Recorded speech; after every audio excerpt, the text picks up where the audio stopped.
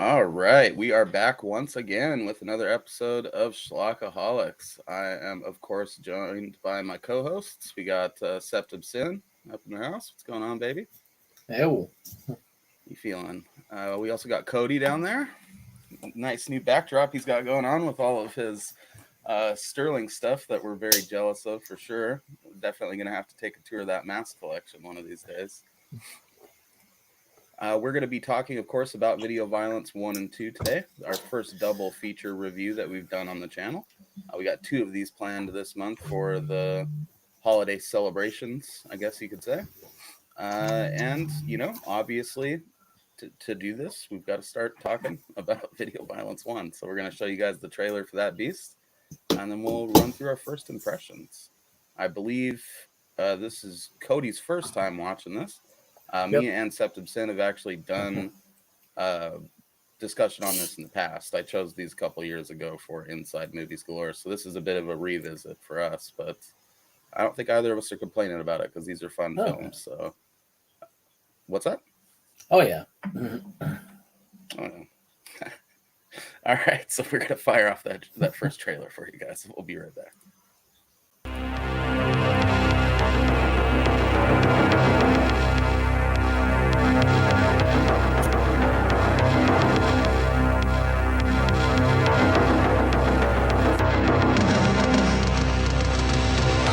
What is this time, Mr. Emery? Another act of video violence?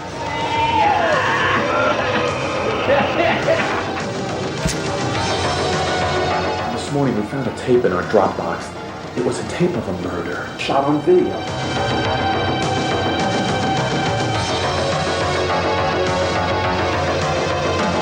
This town has a strange preoccupation with violence. The only thing we seem to rent are gory horror movies. The big thing to do on Saturday night is sit in front of the tube and watch people getting killed.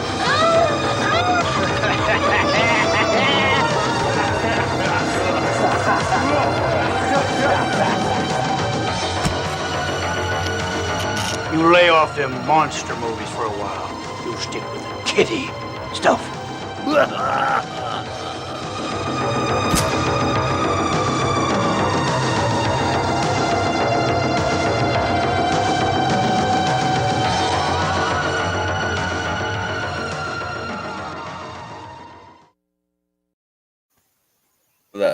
That bludgeoning synth track is just one of the best things ever. It might be the most brutal in 80s history.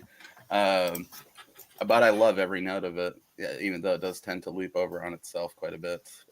So Video Violence, absolute masterpiece of shot on video cinema.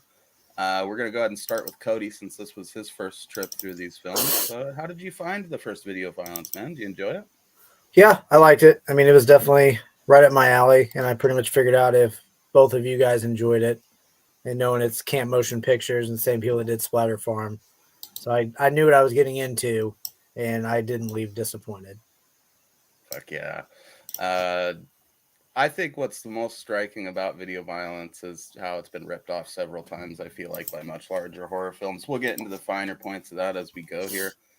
This was, I think, I can never remember if I got this or a Zombie Bloodbath trilogy right after Splatter Farm. It was one of the two, because I got all 3 of them in pretty quick succession when I was, hunting around Hastings back in the day.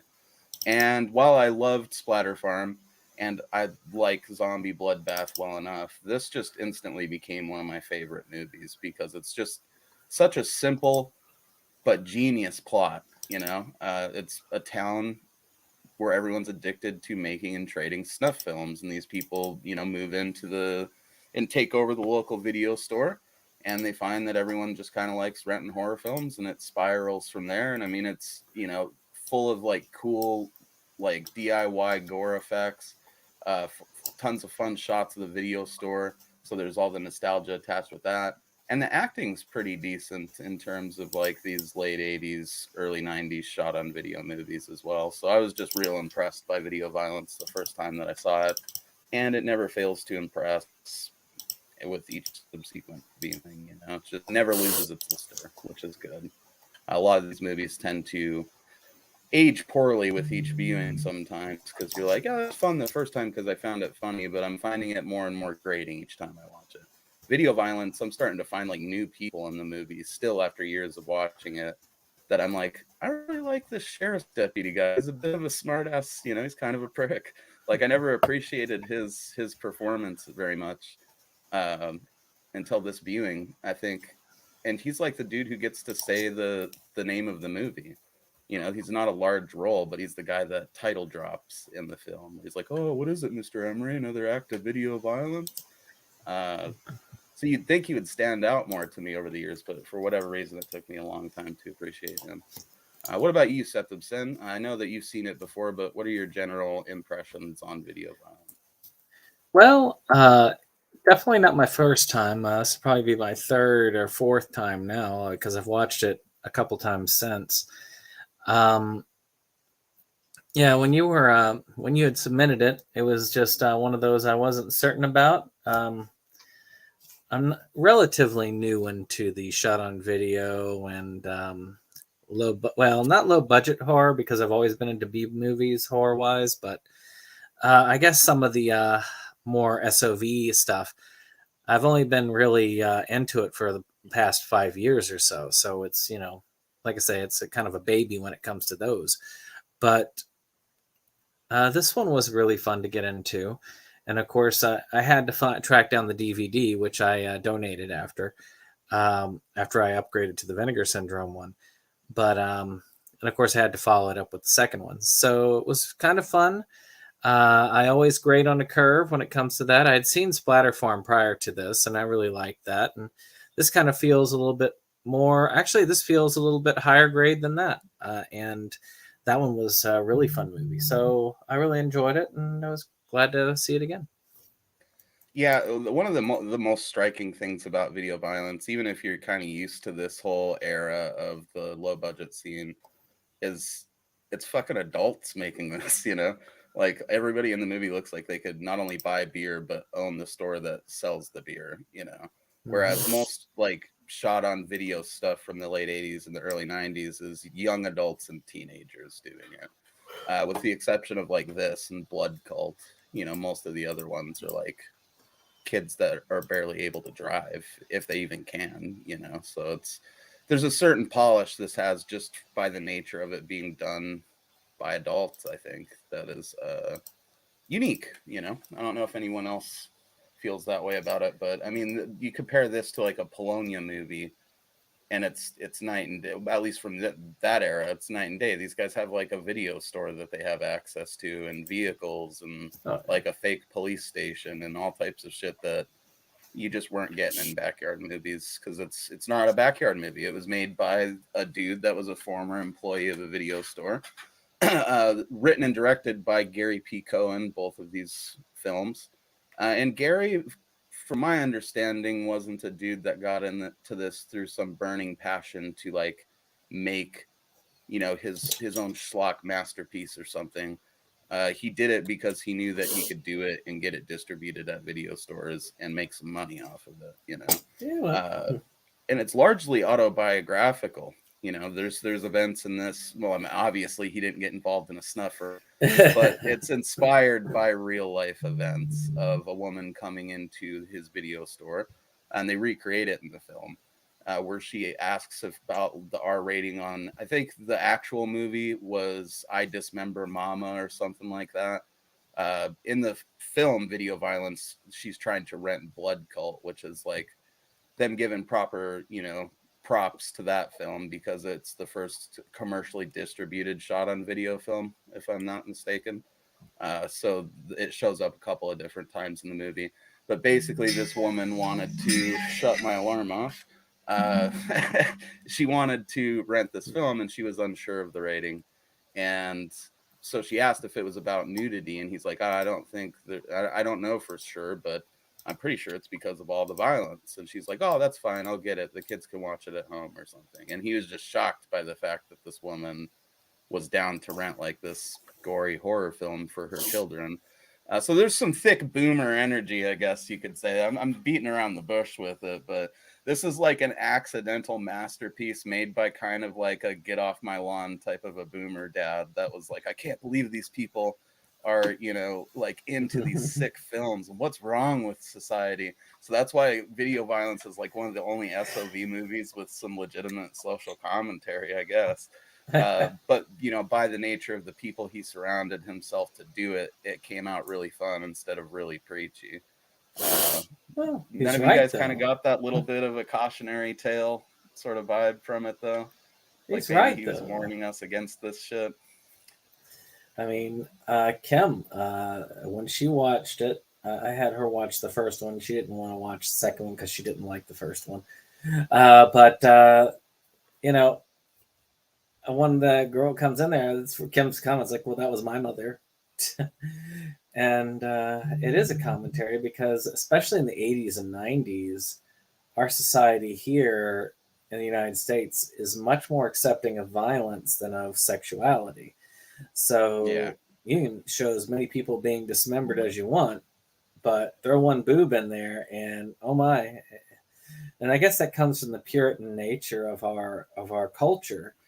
And the Puritans were, well, yeah, you got to do violence. You got to spread the gospel by killing people, but sex, no, bad.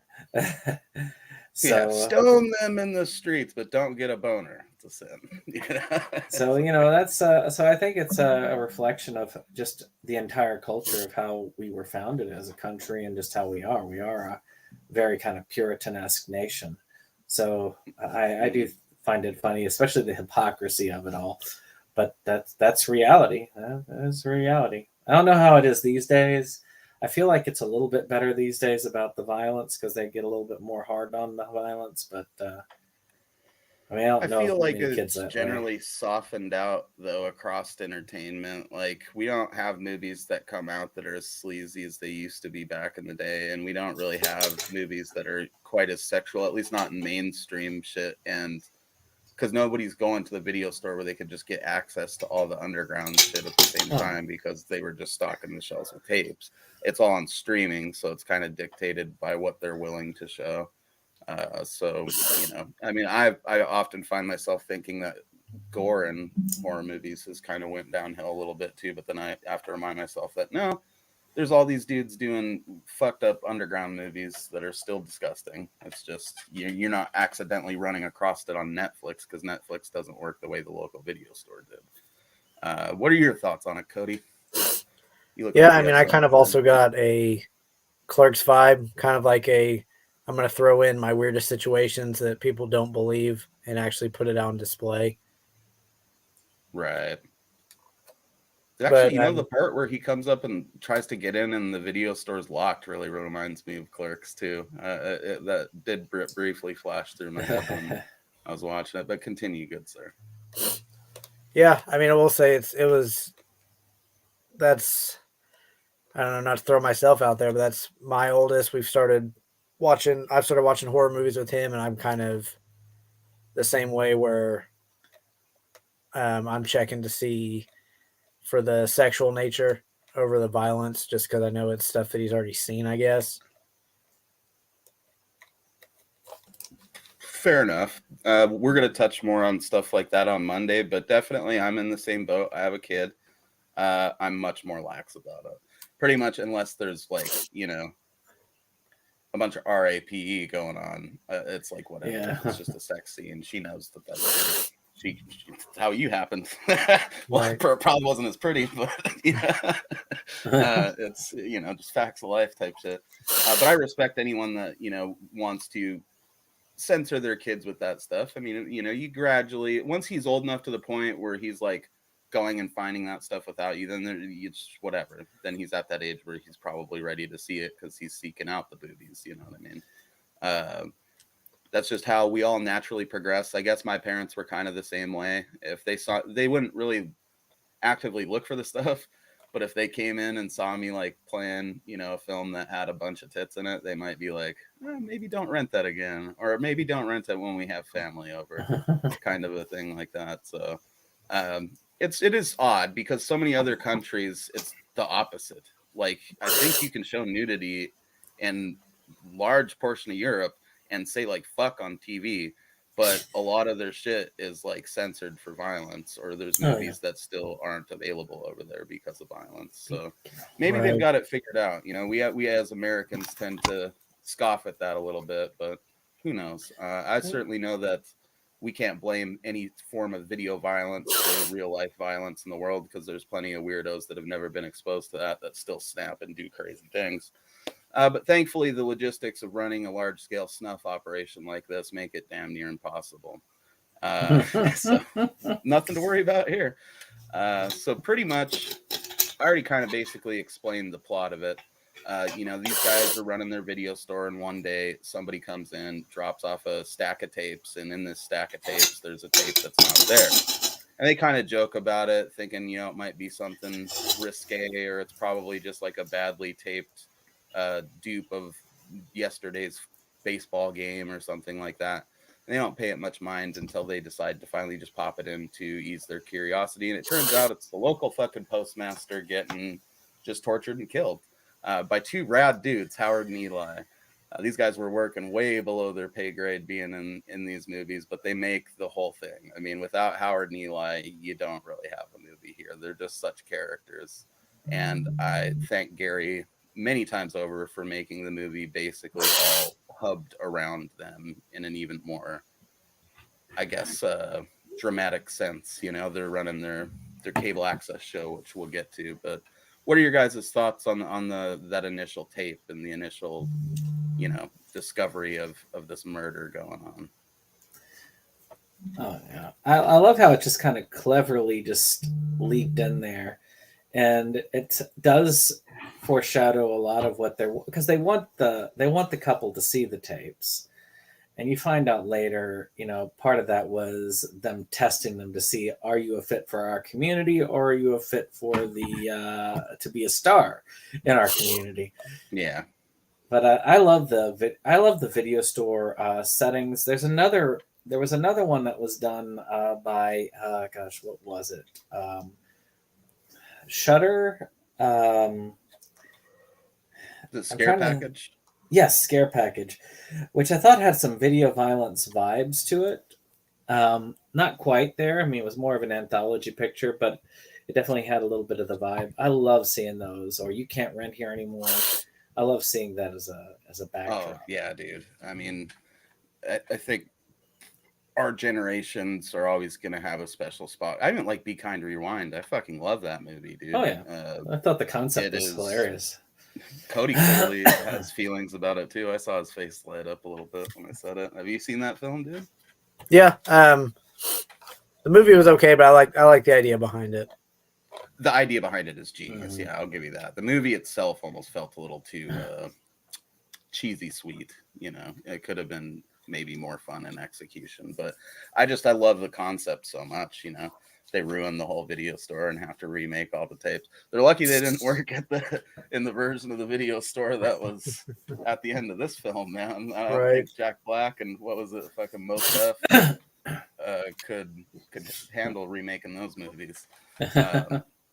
Granted, they would have had to get less creative with the special effects because it's all real. But yeah, I don't know. That first, I think Rick really sells the first thing because, you know, you could tell that Emery's really still unsure. Even as he's taking it to the cops that first time, he's like, "We're pretty sure there's a murder on there." But then when he's explaining, like, "Oh, it's from Florida," you're like, "Here, there's this postcard that he sent me." You could tell that he's like, maybe this was just some elaborate gag or something like that.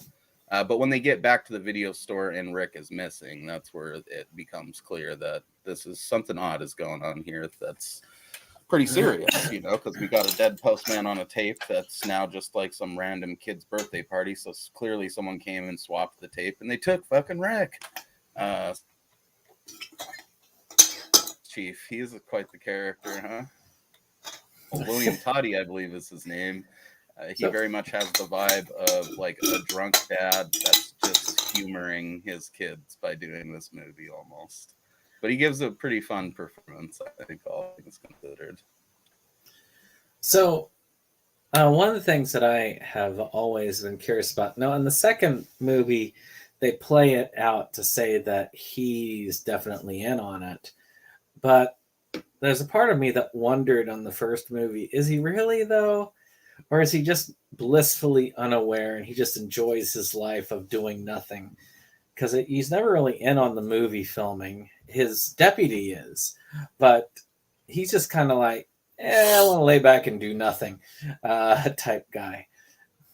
He seems more lazy than sinister. Yeah, he's still wearing his old man sweater for like the first couple of scenes, and I feel like that wasn't a wardrobe choice. I think that guy was just like, I'm cold, I'm not taking it off. And they're just like, well, he's our police chief, so go for it, Grandpa. Later it's off, and he's, I think taking it a little more seriously. I feel like you could see the dude take it more seriously as he realizes they're shooting an actual movie.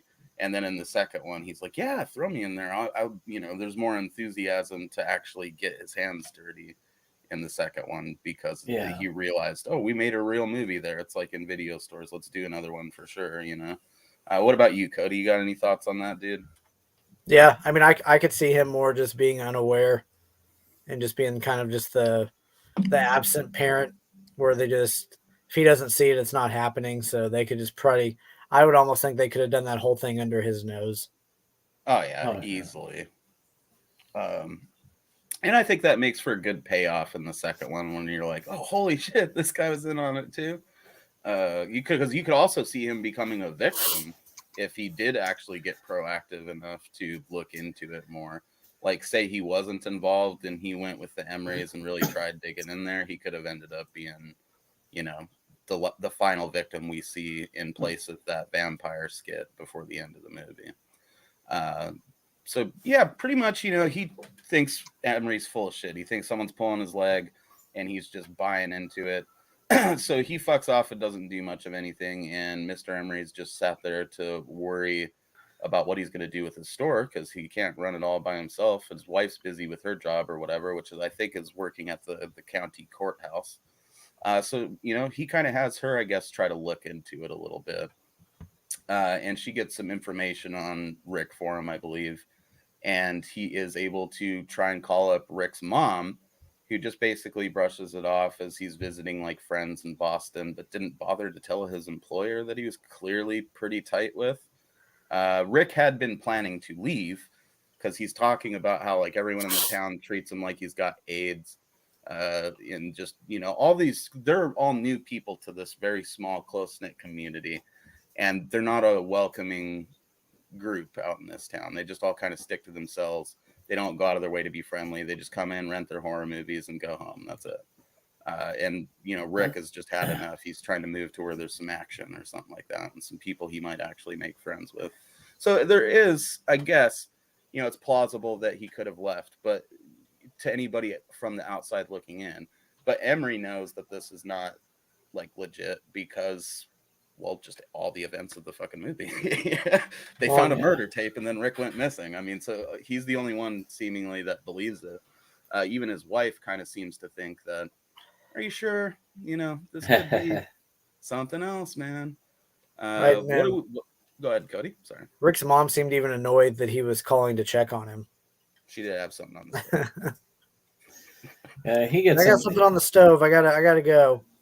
Yeah, he gets himself like just really ignored by most people, but that's how it is. Something's going on, and people just ignore him. And authorities ignore, and the situation just keeps going. Pretty much, at some point, another tape is left at the station. And I think on the second tape is Rick being abducted and basically strangled to death. It's not real certain that he's dead. I think they couldn't get too rough in the video store because it was an actual video store. That's why Rick's death is kind of lame. But, to their credit, they at least did it. And it advances the plot. So now he knows, now he's got Rick on this tape. So he takes it back to the police station. He tries to show that motherfucker the tape. and he just blatantly, obviously, intentionally erases it, making the sheriff or the chief of police easily one of the most frustrating characters ever. Like that scene always just makes me want to punch that old fuck like right in the throat. Well, you know? You did it on purpose and you know it. He acts like he's just this person who just does it and just like, I don't understand it, but I'm gonna just throw it in there anyway and make it work. And then of course it goes in. He really does make it look like he's just incompetent and doesn't care. Yeah. There's the thing that makes it kind of obvious though is when Emery's like, I work with this stuff. You want me to just do it? And like he insists on doing it. But then I guess a lot of old people are like that with technology sometimes. So pretty accurate. I just love his reaction where he's like, "Oh no! Do you think you can repair it?" Or so he says some shit like that, and it's like, "Repair it? How does that even work?" I mean, like, this guy's a video store clerk, not a fucking forensic like video analyst. So he doesn't have that kind of equipment, I don't think. So yeah, the Rick tape is fucked, and he's just left to be like, "Well, I guess I have no proof anymore, so not too much that I can do," you know. Meanwhile, Howard and Eli are still doing some murder, and that's just kind of their thing. You know, we've got a couple of different tapes that they end up showing throughout the film. Probably one of the best sequences being the whole deli murder spree that they go on, which is just legendary. I mean, I don't know where to begin with that. That was hard to watch in several places for me. Not too terribly hard, but you know, just the concept of the slicer with the sliced arm thing is like, no. Yeah, he puts her head in the soup pot, and there is definitely implied cannibalism. I feel like a little bit in the film because there's that whole bit. You know, I think it's Howard, the cameraman, right, is just like licking the blood and stuff, which you could say is, you know, innocent enough on its own. Not really innocent, but you get what I mean. But then coupled with him specifically asking him to use the deli slicer to slice him up a half-pound arm or whatever. I've always took that as like maybe there's some cannibalism going on, or they're just purposely implying it for the sake of making the snuff film more gnarly. Either way, it works pretty cool. And you know, the effects during that sequence are all pretty top notch with what they're working with. But my favorite bit of it is just where Eli rolls up in that lab coat for no reason and that weird hat, and just stabs that girl in the neck and then just bounces in her Jeep. It's like so good. And then Howard runs inside to film the rest of the carnage. Basically, the setup to it is just they decide randomly. And it really is sort of the moment that it's revealed that it's not just a couple of people doing this. There's like town police officers that are involved in this. Everybody is involved in it, you know. So they kind of let us, the audience, know that before the Emerys figure it out by showing us this deli scene. Because fully these random like tourists are in there just to get road snacks. And they decide like, yep, these are the ones, you know, we're going to kill these guys right now. So the police basically stand guard while they murder all the people inside as Eli's disposing of the driver. And they make one big, you know, snuff tape extravaganza as a group for the first time. Up to this point, we'd only seen Howard and Eli involved in the murder. So I don't know. What are your thoughts on that whole sequence, Cody? I thought it was fun. It just kind of shows it's almost just, I don't know, in normal life, be just documenting someone's everyday life, except this one's just kind of taken up a notch. Yeah, quite a few actually. It very much reminds me of this place called Athena out here by where I live. They have a little general store that's a lot like that one. You can get all old timey candies and soda pops and like dank little deli sandwiches, and it just makes you wonder if they're not running some snuff. How are they profiting to keep this store open? We're like, because it's the type of place where you want maybe 10 people wander in there in a week or something that don't live there. So their only clientele are like the people that live in the town. And I think there's like 500 people in that town. So, which, you know, is enough, I guess, maybe to keep them open if rent is cheap. But it always, I can't wrap my head around how businesses like that stay going, you know? Well, you need to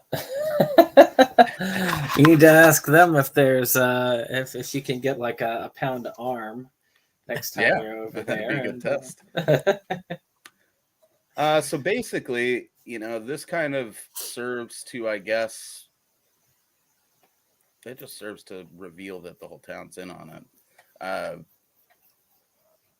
at some point, kind of overlapping with this sequence or around it, Emery's wife actually gets on the same page with him because fishy stuff has happened, and she's kind of like worried about whether or not her husband's crazy or whether or not this might be real. So she uses her connections to start digging around a little bit, and they just keep running into roadblocks.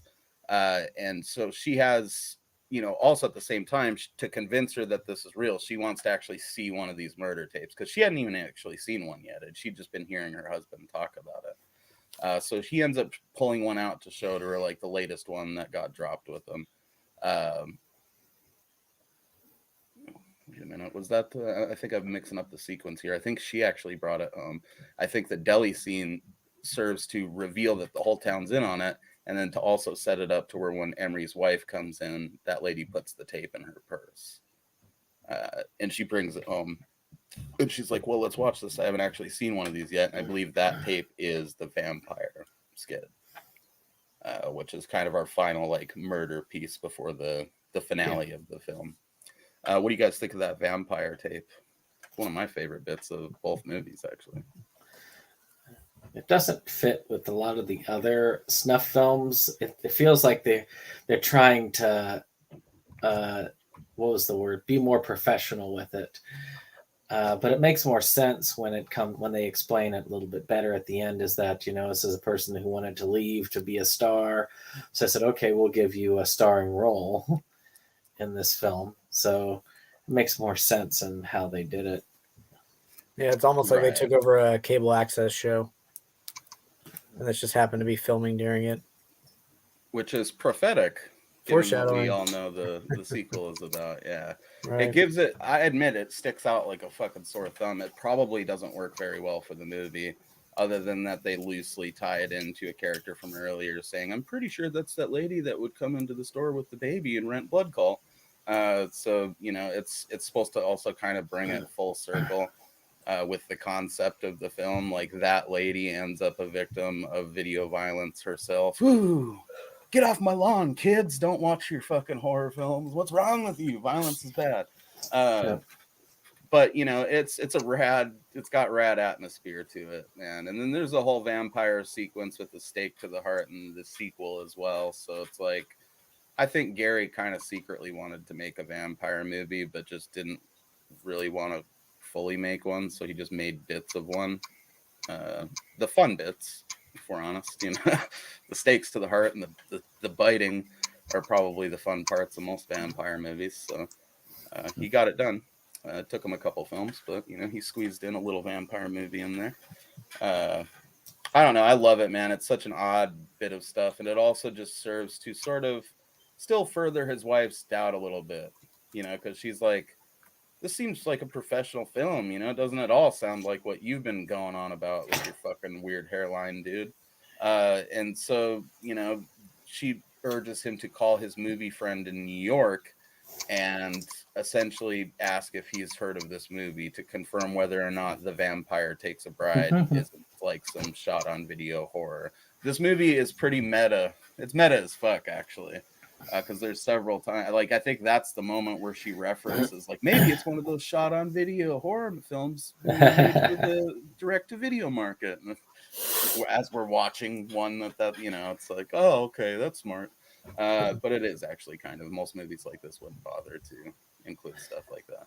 I like how he calls to confirm it, and then just gets the answering machine. It's like, yes, playing now with this, and Vampire Takes a Bride. It's like, yeah, right. That's where they get sloppy, because then even his wife is like, this has to be some type of a thing. There's no That's way fake. that movie is just is the one that's playing at your friend's theater in New York.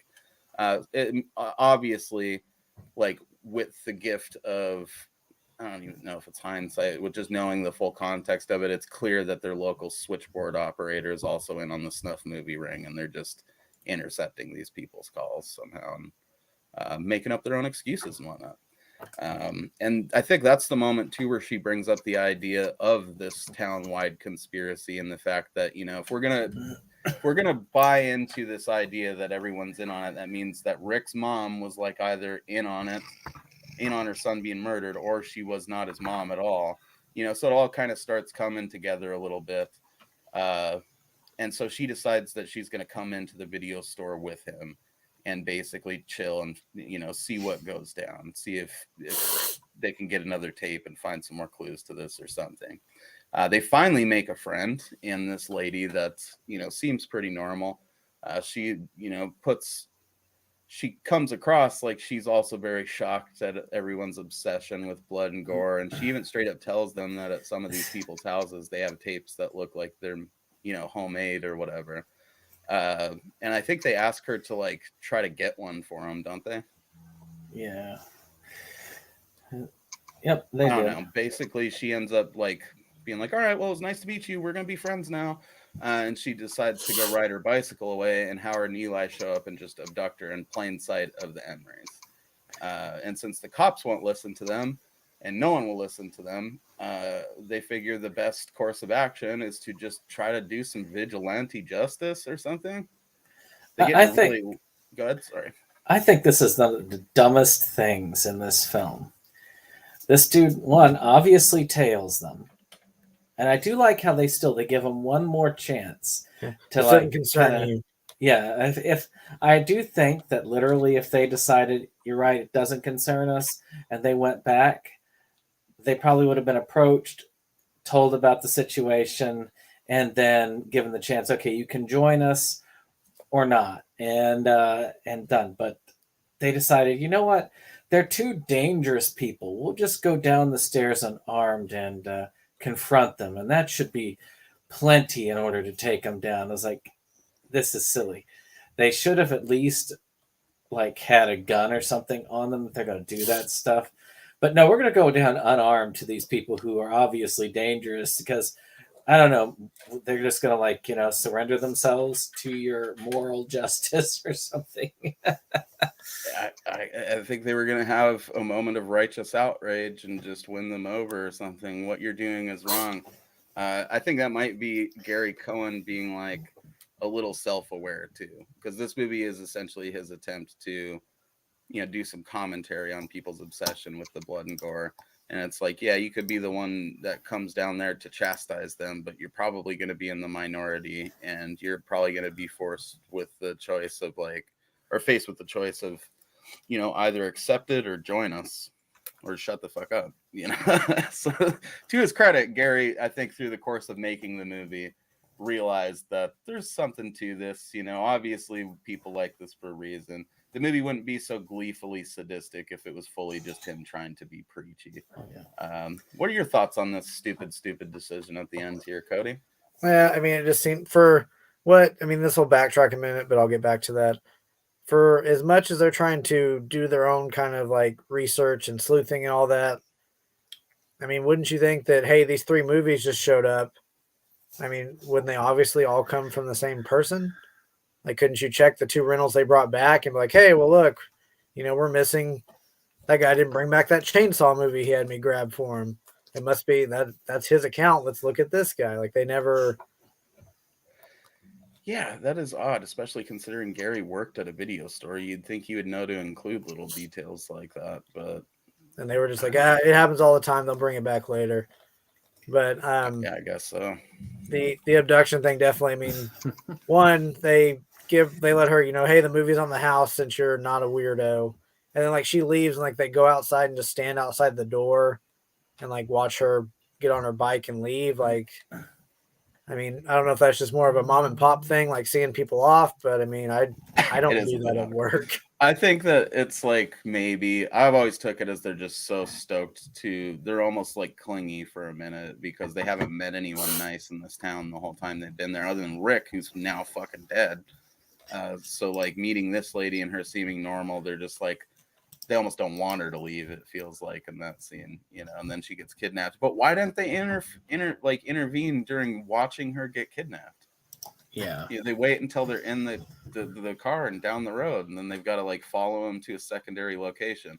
I do like that you pointed out, Brandon, that I think it is Eli. He's like, this doesn't concern you, you know, like he gives them a chance to just fuck off right there, but they follow him into the house, into the basement, not even looking for weapons they could use on the property.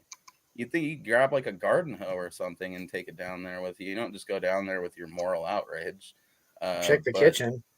exactly, there's all types of implements of murder in any household in America for the most part. So, especially where they were living, they probably had guns upstairs. You know, there was literal fucking firearms probably they could have had with them. I think honestly, they just knew like we're hitting an hour and a half here. We got to wrap this motherfucker up. Like, let's get to the final scene, Right. so that we. I Can, mean, even dude from New York in the '80s, you think he'd be packing something? You would think, yeah. You'd think that they would just instinctively have like guns for home protection, even Or a knife or if they hadn't. something. Yeah, some type of something. They don't strike me as very street smart New Yorkers, though. I think the most extreme thing about Mr. Emery is his ponytail. So it's impressive. I don't know. It's dragging the rest of his hair back with it. That's all I love that guy's fucking hairline. I'm just such a fan of dudes with super long hair trying to deny that the front that they should just be rocking a tasteful shave. You know? But it was the 80s, man. I'll give him a pass. Those power mullets, though, man. Maybe that's what fucking got him all the way up to the point where he could own his own video store. I should probably hold my tongue. You know, I can't say too much. Maybe that's what my lack of success is, because I've got too much business in front and not enough party in the back. You know, that could be what's going on. But basically, when they get into the basement, they, you know, find the whole fucking town practically waiting for them down there. And we get, in my opinion, there's several moments, I would say, in video violence where the movie manages to be properly kind of chilling. And this is one of them, I think, where she's, you know, basically explaining to him that we thought you might work out, but now we're going to have to turn you into the star of one of our little movies. And trust me, it's going to be a favorite, you know, for a long, long time. And you just got that whole town down there ready to just eviscerate the fucking Emerys, and it ends on such a goddamn down note, you know. I don't know. I love that the lady that was abducted was in on it too. She was basically clearly bait to just bring them out there and give them a reality check. Yeah, it'd be kind of cool as if they had an alternate ending where they ended up joining them instead.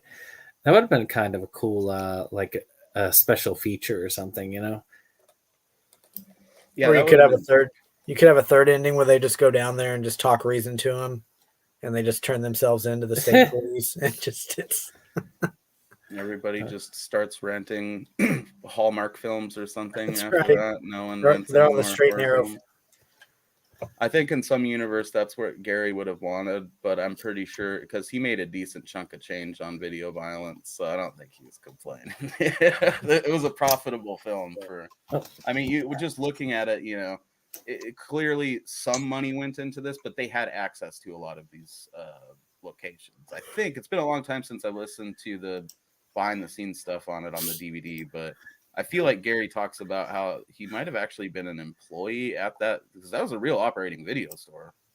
It wasn't just like a set that they made. That was clearly an operational video store. They even offered like 8 and 16 millimeter film transfer to be. Maybe he did have the equipment to repair that VHS tape. Now that I think about it, it's more than likely. Well, I mean, if you're working at or owning a video store like in a small town in the late 80s, early 90s, I mean, you did know everybody, so I'm sure it wouldn't be that hard to be like, hey guys, I'm going to make my own movie. You guys want to come over for a weekend, or can we use your house? Or like, of course they're all going to get onto it because that's their small town doing good. Oh yeah, and then like the local deli / general store, those guys are looking at it like, oh, we're helping out another local business kind of a thing by letting them shoot this bloody scene in our supermarket, you know. As weirdly a conservative, as weirdly against like a lot of these types of films as you would assume rural conservative America is, more often than not, the story seems to be with a lot of these grassroots DIY projects that they find it sort of charming that these people are out there trying to do their little scary movies, you know, because lots of them have that same story of people, sort of the community getting involved and supporting it in some way or whatever. Now, I think with the unfortunate, you know, domination of social media and shit, if you're out there trying to shoot videos, more people are going to look at it like, oh, what are they, TikTokers or something? And it's like, no, man, we're going to blow up a head right there on the sidewalk. Like, come check it out. But they're probably just going to look at you filming in public nowadays and be like, Yeah, whatever, you know. Or on the flip side of that, if they want to use your location, you're wanting money for it now instead of just, oh, you're just coming in for 2 hours. That's fine. It's like, oh, well, that's, you know, equals out to, you know, X amount of dollars of my free time wasted, or it's just, yeah, they think everything's going to be some type of a viral hit and you'll be able to just pay them money. And it's like, no, actually, probably 500 people might see this, dude. We're doing this a passion project. Like, I would hope that you'd be down to get in on that. But like you said, so many people, they just want that cash nowadays. I'm just waiting for the monitor to get knocked over again. She keeps trying to take she keeps trying to pull it out of the jack. So I have a headphone thing out of the jack. That fucking cat's ready to commit some video violence. That's right. Don't touch the camera. Yeah, I don't know, man. It's I think that this movie probably looks way more expensive than other stuff like Splatter Farm, but I don't think it's, I mean, maybe there's a decent amount of special effects in it, so that probably raises the budget quite a bit compared to those other ones. But location wise, I think he just had the hookup on all this stuff. So yeah, I mean, it's still a very small movie, and it got mad crazy like video store distribution through camp at the time. So Gary obviously made enough to make 2 more films right afterwards and then pursue his dream of just doing documentaries. And he made a couple of pretty interesting sounding ones where that's concerned. So guy was in it to make a quick buck and, you know, deliver some social commentary. And then I think in the second film, he was like, yeah, I think we just had more fun with the violent part of it. And that's why people are going to rent it anyways.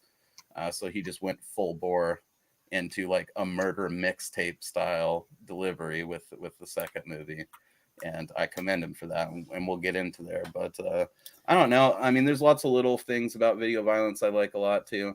I don't know if it was intentional, but the Friday the 13th Part 5 poster hides the hole that they reach into for the video returns. So in my head, I would look at that as like it's a fake Friday the 13th movie, and it's kind of a fake poster because it's not there to just be a poster. It's there to like hide this hole in the wall, much like that movie hides the hole in the series. It's, you know, maybe I'm thinking too much on the Friday the 13th poster, but you know, if that's like an accidental metaphor or analogy or whatever the proper word is, it's neat.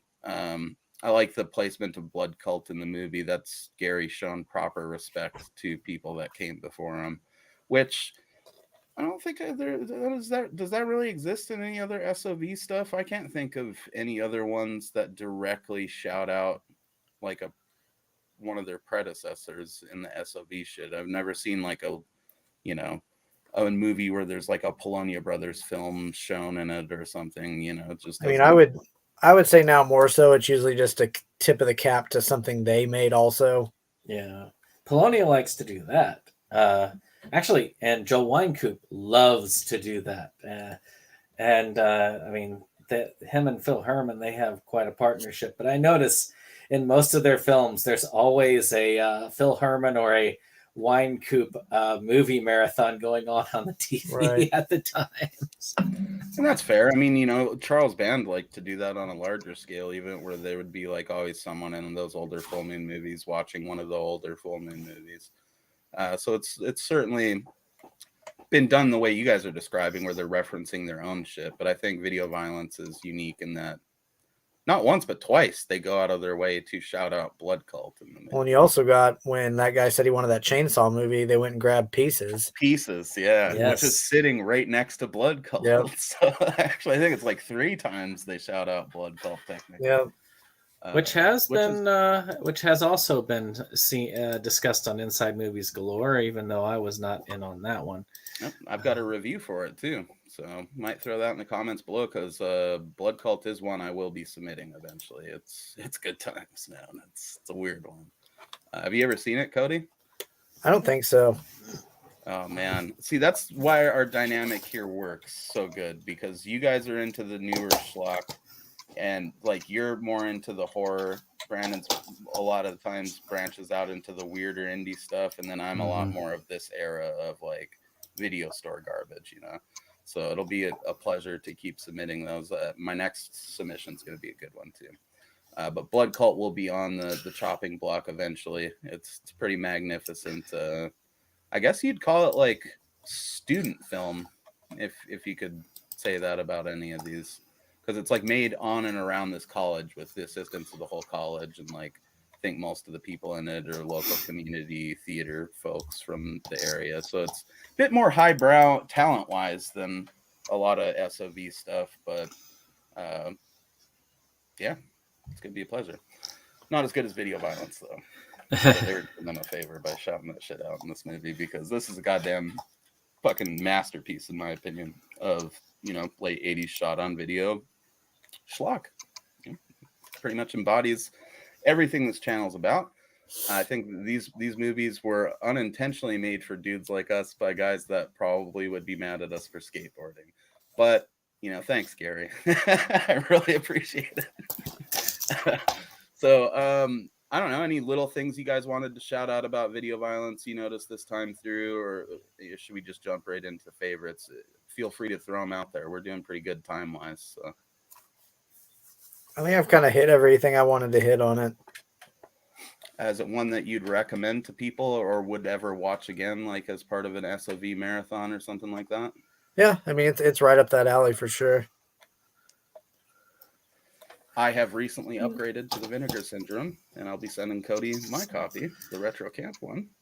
And the only deal is that you gotta gift it to another fucking Schlockaholic someday if you ever upgrade. But of course. Do you want me to show off the Vinegar Syndrome copy I have?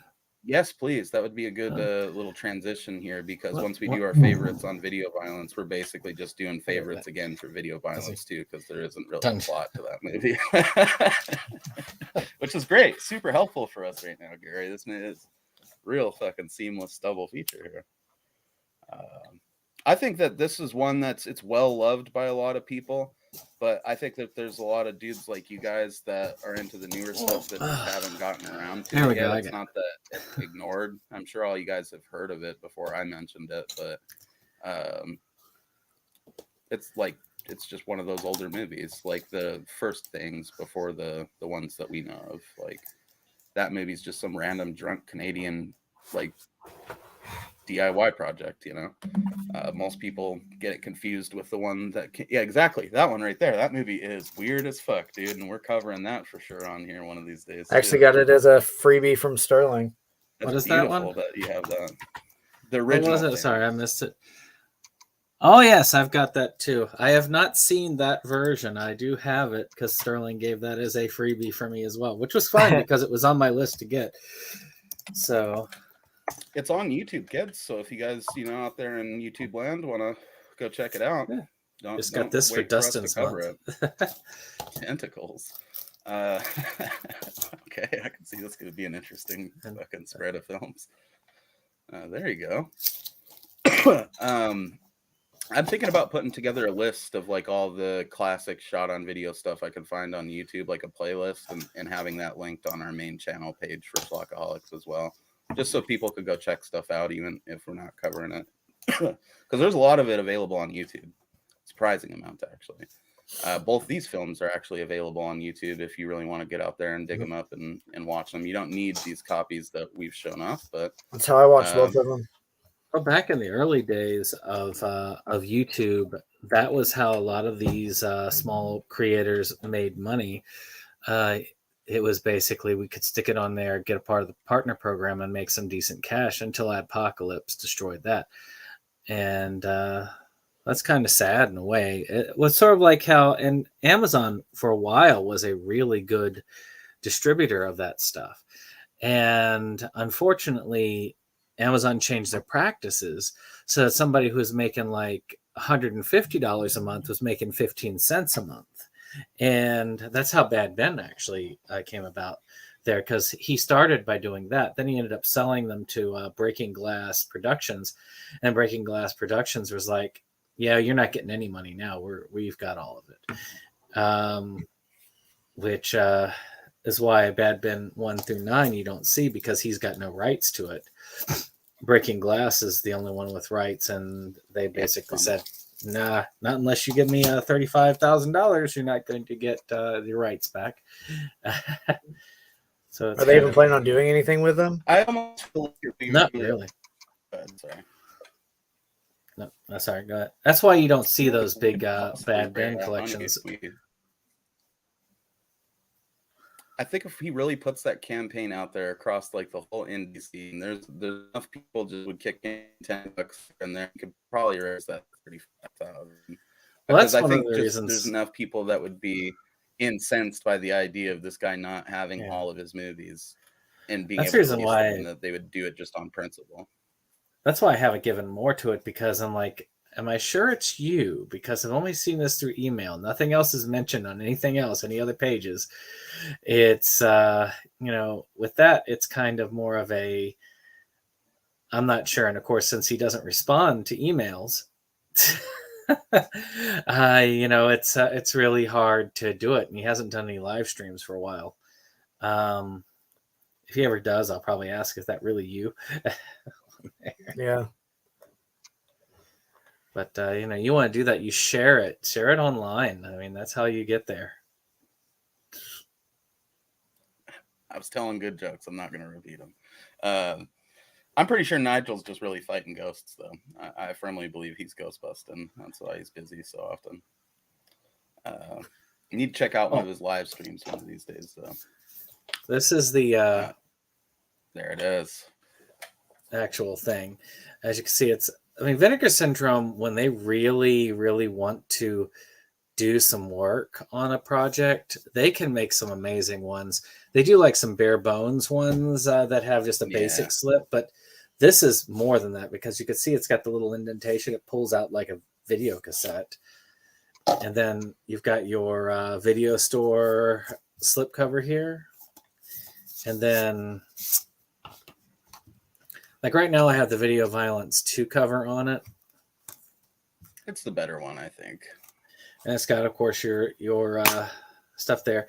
But you've got but it's a reversible. So you also have your Video Violence, like the original Video Violence cover. Ooh, very nice. I'm gonna have to make a scan of that, because most of the ones I can find online are dog shit quality. I chose the VHS cover for our purposes today just because it fit, though. I mean, there's such good ones, and of course, you've got your Video Violence 1 and 2, but you also have archival interviews with the director and some of the actresses. You also have I want to say, is there a commentary? I feel like there is on the DVD. With director and cast members on the DVD. And you see, and they didn't get the commentary on. Wait, no, they do. They have the commentary, the archival one that they did on the DVD, and then they have this. They have this featurette talking about it and its impact across there. And there's a couple of YouTubers that they put on there to reflect that. And Kyle's one of them. I know he liked to point out that he actually had a very brief thing on here, which. It's just a pretty cool thing. If you like the films, I think while they have it in this format, though they're good DVD, good Blu-rays, I couldn't resist. This is just too high quality. Oh, it's awesome. It looks super nice. I can't wait for mine to get here, man. And I guess, not for nothing, the camp one isn't bad. It's got, it's both the movies on there. It's got the interview with Gary Cohen, includes never before seen footage, and it's got a commentary and a color booklet with liner notes that mine actually never had, because I got it used at Hastings. So whatever motherfucker owned it before me just took those out. But actually, there might be one in the one you donated. I'll have to look. So I'll put that in the one that I said, or I'll just send that one to Cody, and I'll throw mine in the B-movie bundle pile. But I yeah, got I think it's mine must used. have for anybody that's into this kind of stuff, man, or it's must see at least. If you're a fan of like DIY stuff, and especially shot on video horror, video violence has got to be on your list of shit to check out eventually. It's historic for a lot of reasons. For me specifically, you know, I'd seen stuff like Splatter Farm and Zombie Bloodbath, and that taught me various things about like the level to which you could take the SOV stuff. But video violence has always been a benchmark of quality for me. Of like, you can do this shit and actually make it a pretty decent movie. They ripped this off like fucking crazy with the movie Vacancy, to the point where I just think of Vacancy as something that's happening in the video violence universe. Like, they never really show a hotel in the movie. So I like to think that the hotel in Vacancy is like on the outskirts of this town in video violence. You know what I mean? Oh, I love Vacancy. It's a classic, and the second one's not bad either, but the first one is a classic. I haven't seen that, but that first one fucking slaps. I love it. So yeah, I don't know. It's influential on other films. I think that I often have said this in other conversations with people, but I think that video violence is just begging for like Blumhouse or somebody like that to do a remake of it. It just feels like a movie that would really do well if somebody did it and like updated it to the internet age and just made it its own thing, because it's obscure enough that the mainstream horror fans that watch it aren't going to be all up their own ass thinking that they have to hate it because it's a remake, because most of them don't know what the fuck the first one is, you know. I feel like there's other movies that have touched on the snuff film circuits or whatever too, but Vacancy is the one that immediately comes to mind for me. For me, it'd probably be 8mm. Oh yeah, there you go. That's more like, because in 8mm they're just looking into the snuff culture in general, aren't they? It's been a long time since I've seen. Yeah, you find, well, there's a tape of, I don't know if it's like a politician's daughter or something that's in it, and she goes missing. So he's trying to track down who made the tape, and that kind of leads him to Joaquin Phoenix's like sex shop, and he tries to help him like find people on the underground to try to track down this girl. Right. So it's yeah, like it's diving more into the general snuff community, whereas like you know, like Vacancy is more on the same tip as this, where it's like an insulated community of these snuff dudes in this rural area doing like this shit, you know, which is creepy as fuck. You know, there's a small part of me, I think, that it like is suspicious. We were joking about that general store and how they stay open out there in Athena, but maybe, you know, there's people go missing here sometimes. It's like, and they're just never found, man. And it's a gigantic, like, high desert plateau. I don't know how you lose someone forever out in a bunch of nothing, but it happens. Yeah, I'm guessing they're fucking getting mixed into the pastrami at the fucking general store or something. You probably can go get a half pound of arm. So that said, you guys have favorite character, favorite scene for the first video violence? I'll get mine out of the way. Howard and Eli count as one character to me, and they're my favorite in both films. And I think that my favorite scene is a tie between the vampire one and the one where they're doing like the wet t-shirt contest with that girl. It's just so mean, and he fucking cuts his name into her and like dots the I with the ice pick. It's just so sinister. I don't know that I have a favorite character. I will say probably my favorite thing, even though it's just kind of a throwaway, that only maybe, I mean, we all got it, but just the do you know if there's any nudity in this movie? Like, no, I think it just has really graphic violence. Oh, okay, that's fine. The kids will be fine with that. Like that just kind of throwaway line was good. That was good for me. Oh, it's fantastic. Go ahead, Brandon. That's my favorite too. I think so. The other, of course, as far as character, definitely, I don't know. The sheriff always brings a laugh to me. Yeah, he's great, dude. Just everything about him. His hair, I've never been able to figure out if it's a wig. Like, there's just so many little things about that guy I find fascinating. I'm pretty sure he was just someone's dad that they knew, or maybe like a dude that sometimes did local community theater that Gary like looped into doing this somehow, and he kind of did it as a favor at first, but then got more enthusiastic about it. Because once you see him in the second movie, you're like, this guy is down. Like, he did both of these. That's fucking super cool. His attitude, especially in the first half of the first film, you wouldn't think he would ever come back and do anything with Gary again. But then he's like enthusiastically making his own at-home electric chairs and old Sparky. Fucking, it's just so good. We'll get to that though. But yeah, I would tend to agree with the video store scene that you guys mentioned with the lady and the baby. It's just, I think that's that thing too, that because I've shown this to a lot of people that don't, specifically go out of their way to watch the kind of stuff that we do.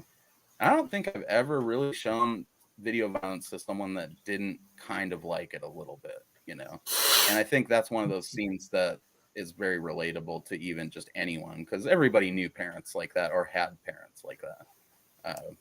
Because as Brandon touched on, that's such a large part of our culture here in the States is people with that mentality. So, yeah, I mean, it's a great scene. So I think that does it for Video Violence 1, guys. We're going to go ahead and swap on over to Video Violence 2 here. It's going to be a real smooth discussion because it's literally, as we've mentioned, it's just a mixtape of murder, baby. So should go real quick. We're going to throw that trailer out there for you. Here is a big discrepancy with the Video Violence movies, though.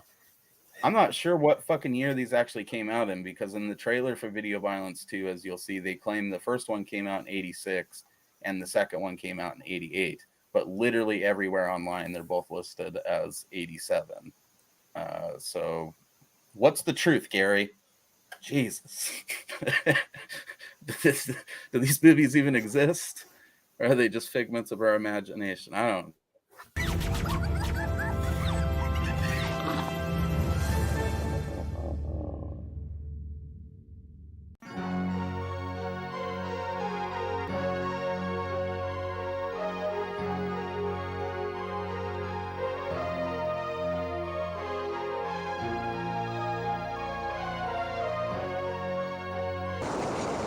Great show for you tonight. All right. Put it up the floor.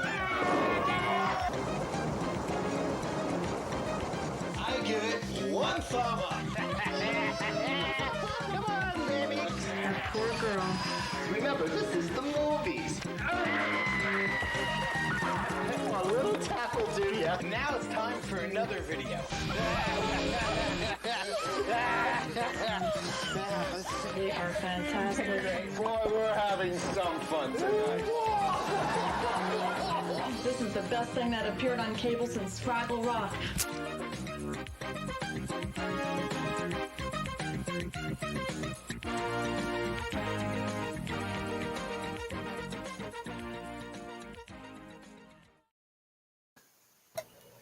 God, that is just delightful,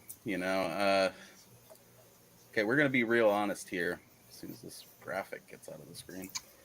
Video Violence 2 is not as good of a movie as Video Violence 1, but man, does it just make me smile ear to ear every time I'm watching it, and that trailer just, it gives the same vibes. It's just so fucking fun and gleefully sadistic, and they just took plot and threw it out the fucking window. Who gives a shit? We're just here to watch Howard and Eli host their badass pirate cable show and take tape submissions and see a bunch of people die and see the cool characters we saw from the first movie play those same cool characters again, but having just the most fun doing it. It's the perfect sequel to something like Video Violence because they don't try to improve on the gimmick. I think the only social commentary in this one is sort of the same social commentary that exists in Bloodsucking Freaks. And that's that people will watch some pretty fucked up stuff if it's under the guise of it being, it's just entertainment, So what are your guys' thoughts on Video Violence 2? We'll start with you, Cody, because again, this is your first time with these films. So take it away, bud. Even though kind of like you said, so it's light on plot compared to the first one, I think I like the second one better than the first one, just because of the absurdity of it. Right. I mean, even the subtitle of it, it's Video Violence Part 2, The Exploitation, Like they're just right up front with what they're doing with this one, even on the cover of the tape, and it works. It really does. Because what else do you really want to hear Gary say after the first one? So I think we got it, dude. You shook your cane at us, and he knew it. This isn't a dig at him. The dude knew. I mean, he knew what he was doing. I think halfway through Video Violence 1, he came to the realization that it's actually just more fun to lean into this than to try to commentate on it. And that comes in full force, that mentality with this film. I'm glad to hear that you liked it a little better, man, because I think I mentioned it to you guys in chat. I tend to prefer the first one, but there's days where this one is like top tier. Like it just hits way better than the first one sometimes. Anything else to add on your first impressions there? I mean, were you expecting this to be good at all, or?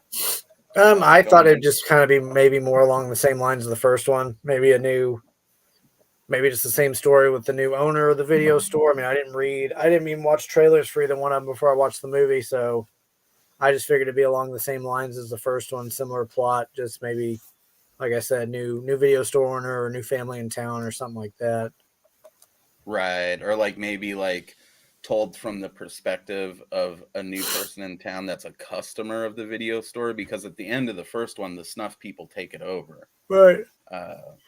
So maybe like the second one could have been some new customer to the video store accidentally discovering a snuff tape like in the sleeve for another tape, or whatever, and then trying to bring it to the attention of the people running the video store, and then slowly realizing that, oh shit, the people running the video store are the ones making and distributing this shit. Actually, I don't remember what we were talking about, but my wife, I was telling her about how people used to do that. Like that, there's a meme going around with the two Jack Frost covers. Yeah, it's like one thing I missed about Blockbuster is switching these two movies out. Like people used to do that.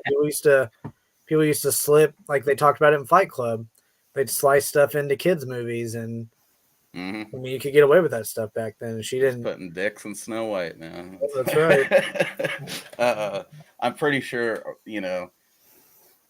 and a lot of it wasn't. I certainly wasn't doing that because I wasn't elevated enough to be doing that yet at the time. I didn't. I wish I'd thought of those jokes back then. But all those people doing that are the reason why, towards the tail end of video stores, there was just empty cases out there on the shelves. You'd have to take it up, and they'd have to like get it from some fucking secret vault back there or whatever.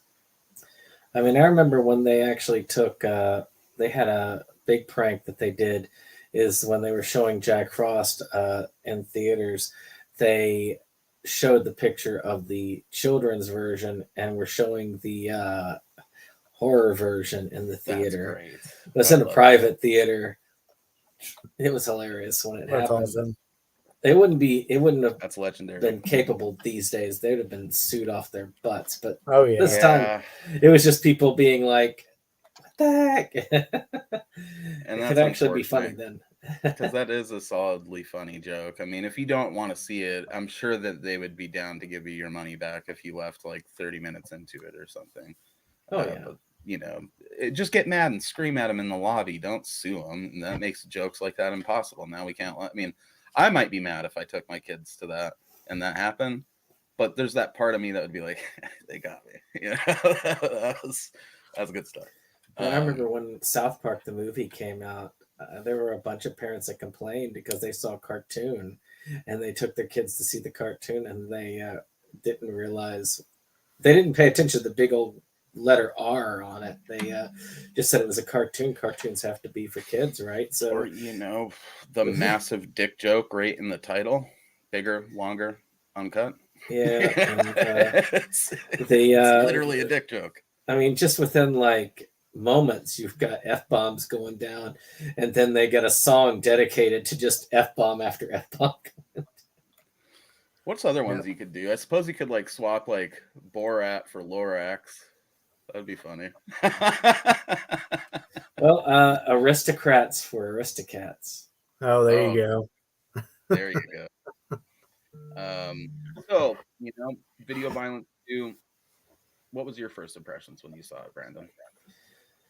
Well, I watched it when when we were first going to discuss the first one, which, of course, if you want to see another if you want to see another discussion about it, Inside Movies Galore does have video violence as well discussed in a different manner. I think that we have different takes on it.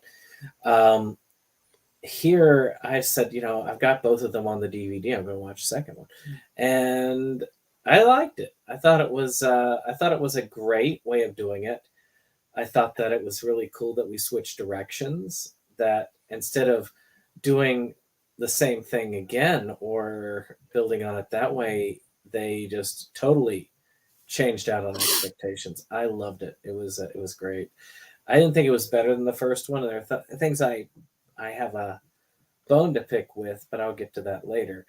But otherwise, I really enjoyed it. I thought as a movie, it was just fun.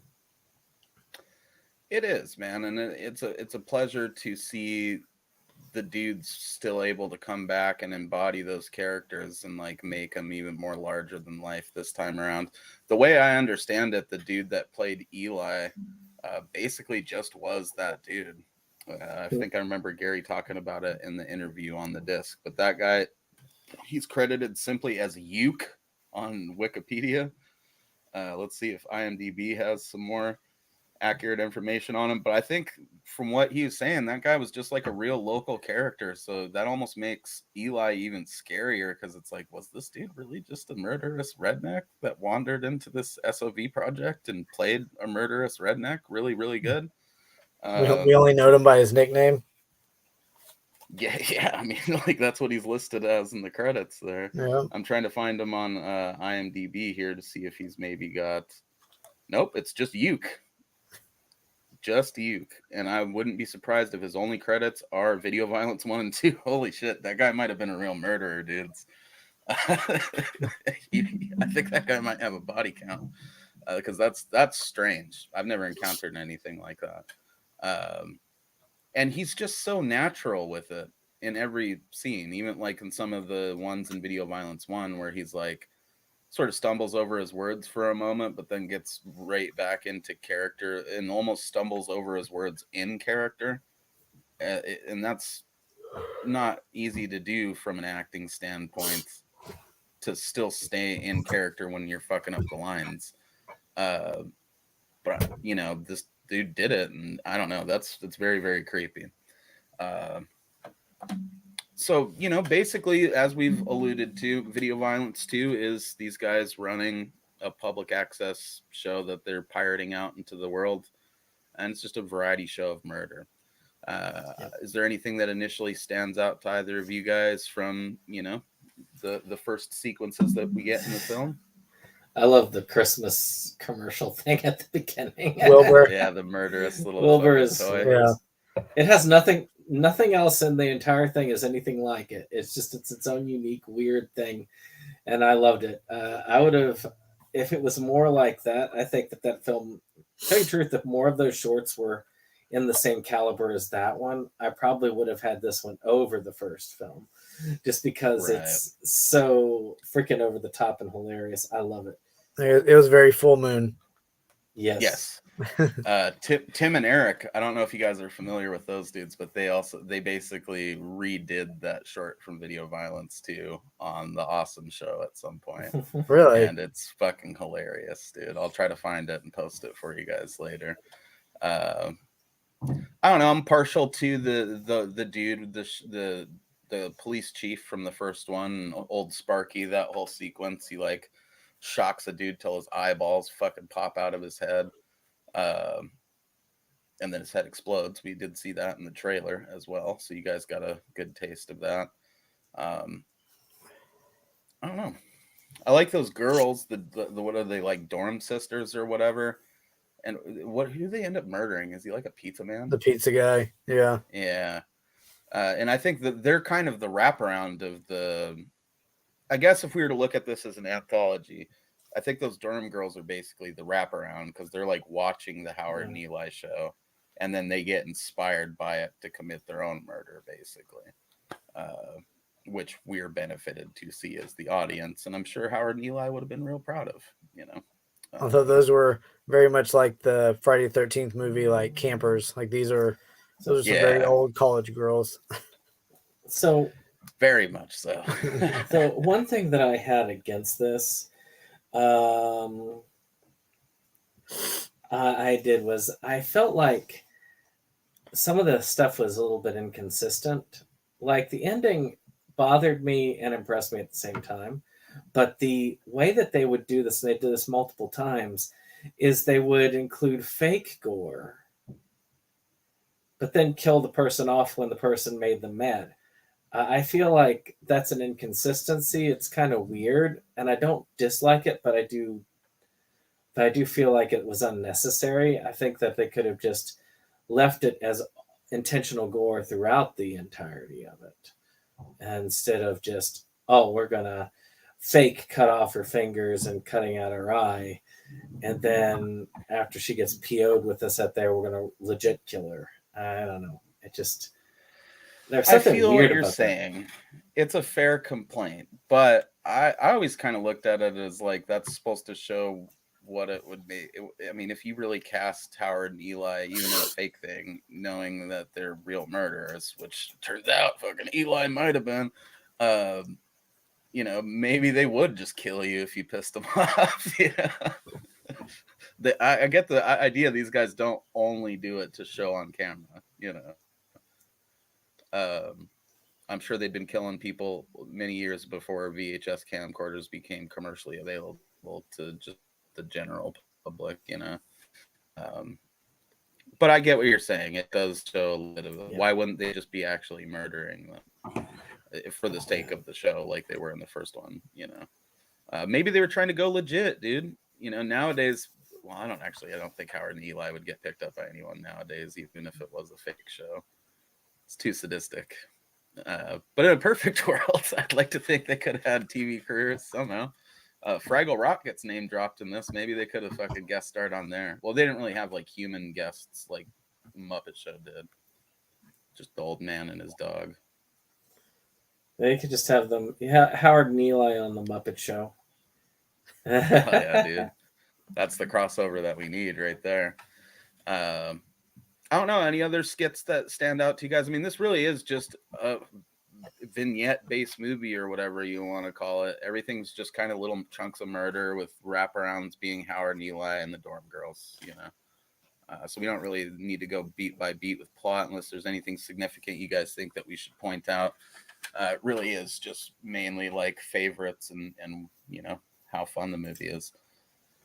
I mean, I guess I like the whole callback to the vampire's takes a bride, but I don't know. Nothing to me compares to that Wilbur scene at the beginning. Wilbur's definitely the highlight. I will say I did like the little infomercial for ordering more of these movies. It just kept showing, you know, in the shower, and then it's Jason, and then it's Freddy, and then it's Michael, and just all the different titles. I told myself I'd remember some of the clever ones, and of course I forgot them.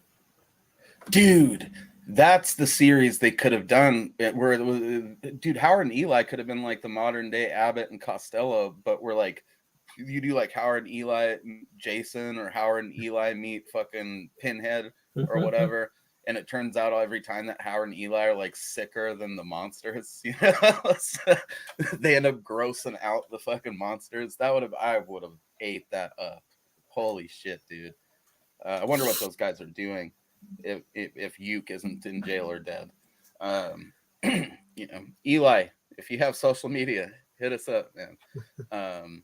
Because we could get something going with that. It's a lot easier to use those characters nowadays too, and for the purpose of fan films. So I think everyone knows they're not just going to get sued for making their backyard Jason movie now. Yeah, I don't know, man. I'm real partial to the stuff that I mentioned. I'm real partial to the way that the movie does just jump all over the place. I feel like Video Violence 1, like I said, is the better film, but this is by far the better party film of the two as well. There has been times where I've just been hanging out with friends, like drinking beer and stuff, and you just chuck on Video Violence 2 because it's got so much random shit in it that there's, you know, it's kind of like we've said about other anthologies. There's a little something for everyone if you're into this kind of stuff in there. You can pick this one up at almost any point, and it goes across pretty quickly. I mean, even the ending, which I don't know. There's a part of me that would have been fine if they just ended it with the two coming back and killing everybody. That would have been fine by me, a kind of a Devil's Rejects type ending. But then again, having it be a total fake out, even at the end, that's, again, I feel like there was some sort of theme with fake outs throughout. You had the two fake kills, and then you had the end where you had the fake revenge scene. Let There's me something look, about dude. that. When did April Fool's Day come out? Because I know there was lots of people. 1986. Yeah, It's that very one was. possible they were, Gary was poking some fun. Yeah, I mean, maybe do it with one of those, not both of the situations. April Fool's was an excellent film. I mean, I will give it that. The ending of April Fool's goes down because at the time it was fresh. I mean, very fresh. Yeah. I mean, Super no one cool. expected a horror movie like that didn't come back like, nope, nobody died. Like, what, There's really? other ones that did it pretty fun too. Like I feel like Return to Horror High is one where it turns out that it was like all acting at the end, like no one really died, but then all of a sudden there is a real killer. So that one kind of does it in a neat way. What was that one where it's like all the college kids that are involved in like that crazy fucking prank war, and then it ends up resulting in them killing a real teacher at the end?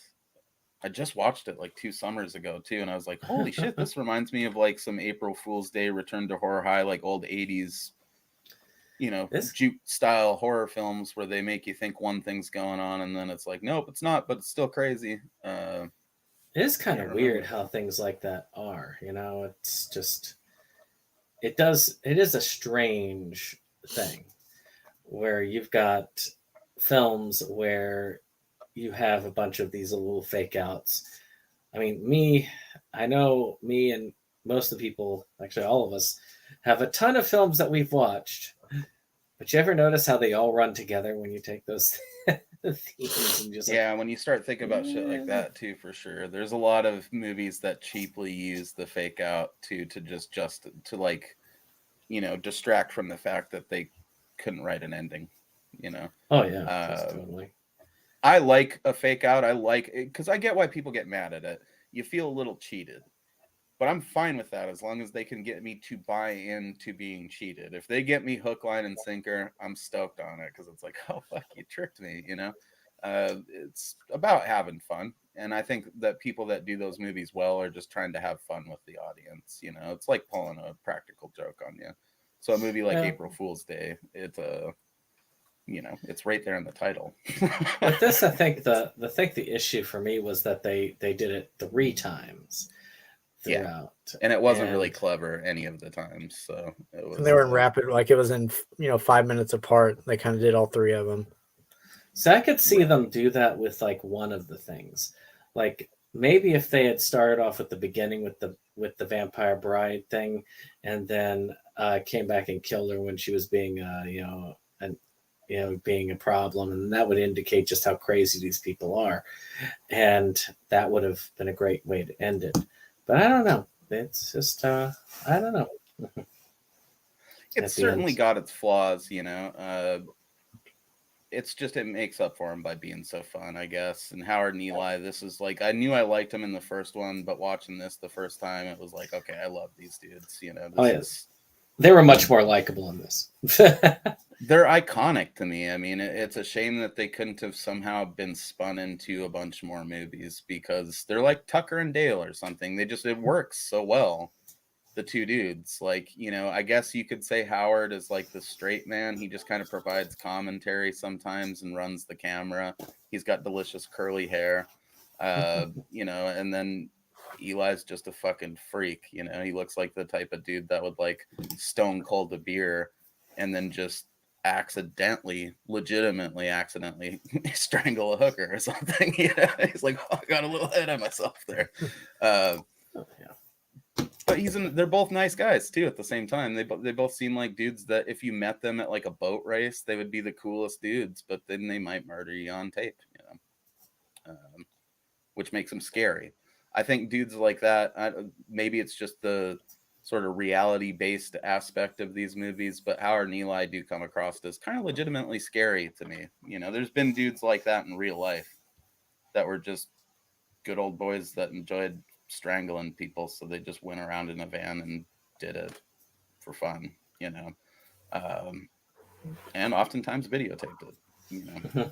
So, but you know, they managed to take that. I think that when video violence was done was, you know, sort of right after a lot of those serial killers from the 70s and the early 80s had been apprehended, so he had a lot of stuff to draw on, I think, for Howard and Eli. And then especially if we're running with the theory that Eli might have been one of those dudes that just was never apprehended, it lends a lot of credibility to those two characters. Plus, Howard looks like the type of dude that would be just a random cameraman in any other movie that had a cameraman in it, right? Like, he's kind of like a tubby fella with curly hair, doesn't really stand out, but he's like funny sometimes, you know.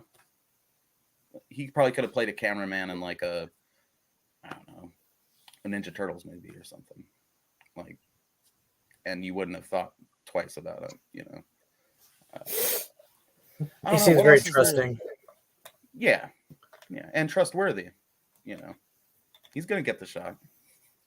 You want the machete right there? Just don't worry about it, dude. You just do your thing. I'll get the shot. I got you. There's only one time in both movies he has to get on, you know, Eli for not, his hands are in the way or something when they're killing the postman, and that looks like it was one of their earlier videos they did together too, because they have a bit better rapport in the second video that they see in the first film. But in this one, they've got it dialed in. I feel like when Video Violence 1 came out, everybody that was involved in it probably like hung out together for a while before they did this. So Video Violence 2 feels very much more like a intentional party film made by a group of friends from the first movie.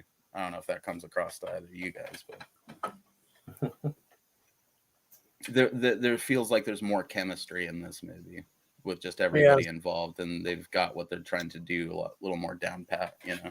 Especially the fact they made these, I mean, not exactly back to back, maybe, but I mean, they were at least within the same year. So that makes it easier kind of just to fall back into it. Yeah, Right. I'll say this: the poster art in the second one is a leap ahead. Though that is significantly cooler poster art. I love it, dude. There's just something about it.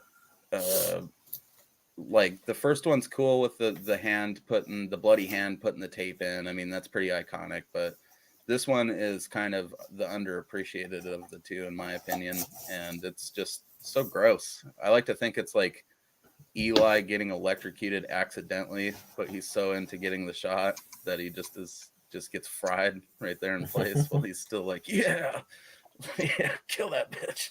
Fucking, it's good stuff. I hope that corpse prop is still sitting around too. It doesn't look like it's made out of latex or anything, so it's got a shelf life to it. If they ever decide to start making movies again, they could start throwing that in every movie, like Joe does with that corpse prop in his movies. It's been a lady a couple of different times. Yeah. Progressive. So, you know, anything else on Video Violence 2? I'm struggling to find like a scene that stands out as the best for me, other than the ones we've already mentioned. I mean, there's some decent stuff in there. I mostly find the shit with the people coming back or whatever kind of dumb. That probably didn't need to be in there. I would agree with that. It's just, I think that they should have just 100% kept it Howard and Eli centric. Like, they didn't really need to tie it into the first one more than having the police chief guy electrocuting people. That was fine, you know. I feel like there's a couple of bits in the movie that probably could have been excised from it in place of another quick kill skit or something like that. But other than that, it works pretty well as a whole. I mean, even though it wasn't real, we find out at the end, I did like how they were maneuvering her fingers to work. Yeah, that's neat. Well, I don't know. So, anything else you guys want to throw in there? I mean, I give this one full marks. Definitely one that I would recommend everyone check out. If you're going to watch the first one, you're probably going to want to see this one play out as well. I mean, with this being the definitive way now to get it, and the fact is, Vinegar Syndrome At first, I thought, oh, they're another one of these companies that likes to just let things go out of print after a quick run. That's not true, though, when I think about it. Vinegar Syndrome, this edition probably won't be available. But I almost am willing to bet that this edition of it with the reversible cover will remain available for a while. And it's great that it's in print. You can get both films at once, and you'll be able to do that. And Arrow is like that too. I mean, they'll put like one of these editions out, and then they'll put like a standard edition, and the standard edition is the basic one, basic that you can get, and it has all the same special features. So you've got your one for the collectors that just like the really cool ones, and I've gotten to where I only want occasional cool ones. Like my Birds to Vinegar Syndrome, I could have taken or left the slipcover. right? But I find that's how I am anymore with like almost all the Arrow stuff too. Like it's cool. Of course, I wouldn't mind having like a deluxe set of these kung fu movies I've never fucking seen, but yeah, I'll just get the basic one. I haven't even watched the movies. If I really love them, I'll probably be willing to pay $200 or $300 to get the out of print collector's one if I really have to have it. Oh yeah, I mean the Gamera one was a must, and yeah, that's a no-brainer. But I mean, they did such a nice job on the basic ones. I kind of wanted to buy them again because they had the cover art that if you put them together on the shelf, it made one thing, and that's so cool to me. I'm such a sucker for shit like that. I was about ready to fucking drop another like $120 to get that shit again. That's a story for another time. Gamera is definitely going to make some appearances on this channel. You guys can rest assured. We'll have to do a kaiju thing or a month or something. We've got to figure out a way to do that. There's several things. Me and Cody were also talking about like working action movies in at some point. Oh shit, we got Jester Mikey up in here. What's up, baby? I think that was a little while ago. No, that was only 4 minutes ago. Yeah, you missed a good video violence discussion. If you want a taste of these, definitely run that back at some point. We kept it real economic time-wise. But yeah, I mean, like, we were talking about doing action movies on here at some point, because I think those are schlock in their own right. Action Hallmark movies. There's a whole like well of stuff that we can hit up as schlock. It's I plan on do Hallmark Christmas in this bitch. I'm down. Hey, I've got some stuff for December, like the Mexican Santa Claus movie that they did, or Santa with Muscles with Hulk Hogan. I mean, these are things that would just be fun to cover. Was it Santa Conquers the Space Martians or whatever? Yeah, Santa Conquers the Martians. That was the other Mystery Science Theater one. Yeah, we're not going to have any shortage of shit to do for that holiday for sure. There's tons of Christmas schlock. Thanksgiving for Thanksgiving. The kaijus need to be in here at some point, and we just got to figure out like a good time of year to run a kaiju marathon. I think it would be cool to have yearly events where we cover general stuff like this year round, but certain times of the year it's like Action August or something like that. We do like cheesy action movies, or there's plenty of possibilities there, and there's certainly no shortage of kaiju movies for us to cover. It'll take us years to get through all of the Godzilla and Gamera and adjacent giant rubber suit monster shit. Schlock animation too. There's schlock animation out there. There certainly is. Yeah, that's not genre specific at all. So I think that this has been successful. I think that we've given people a good place to jump into these at. There's not much to spoil when it comes to these films. I mean, when you read the description of it on paper, that's pretty much exactly what you get. But what you get is pretty fun. If you're a fan of shot on video stuff, definitely check this shit out and add it to your collection. I believe when I ordered my copy of the Vinegar Syndrome double feature last night, there was still something like 1,300 copies of it in stock or left. So you've got time to get on there and grab it. It is $50, but as Brandon showed, it's quite a nice set, and you get some new special features involved with that, and overall it feels worth it. Yeah. If you get it from camp when they have the basic one in stock, which seems very rare, if ever anymore, It's $30 from them, so you might as well just go 50 and grab the better version of it while it lasts. I mean, you could do like I did and wait for a sale, but I have a feeling that that those copies, most people right now are probably doing like I am.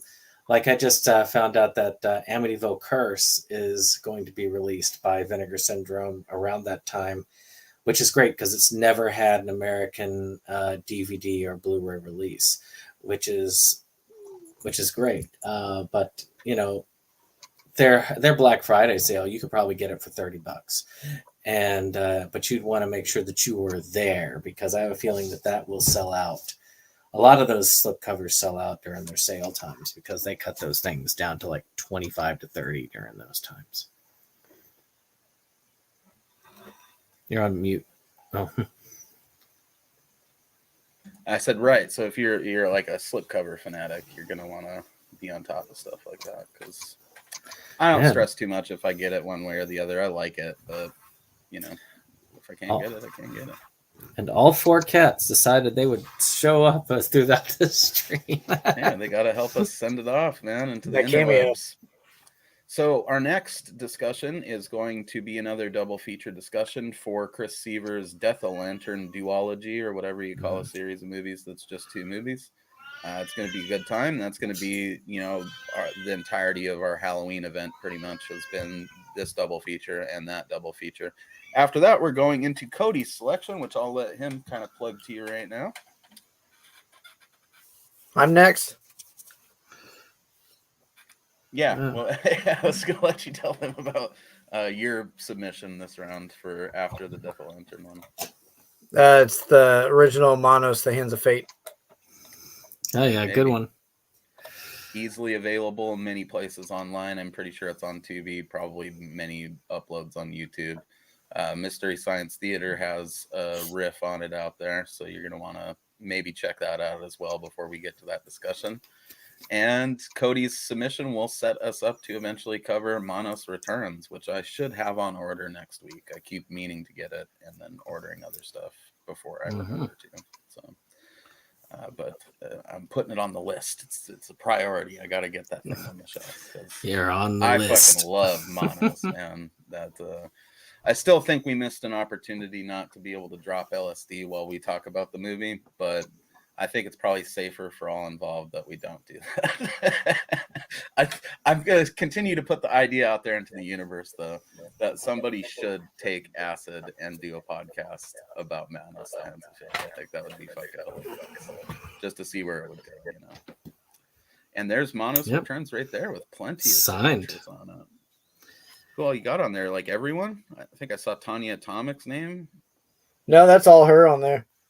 Oh, is that just her? Signed Yeah, she just took up a lot of space for me. Yeah. Yep. We'll take up all your space. That's right. A lot of stuff on there. I'm okay with that. Hey, yeah. No, and it's cheap enough. If you want to get other ones signed, you just buy another copy of it. Yeah, I got it direct from her. So if Joe doesn't have it, I'd recommend giving her a shout. For sure. Which is just at manosreturns.com, right? Like you can just go get in contact with her directly through that. So yeah, I think I hit her up directly to see about getting it signed, but I think she may have either ordered it herself and then sent it to me, or maybe she had a few copies on hand. I don't remember. Right.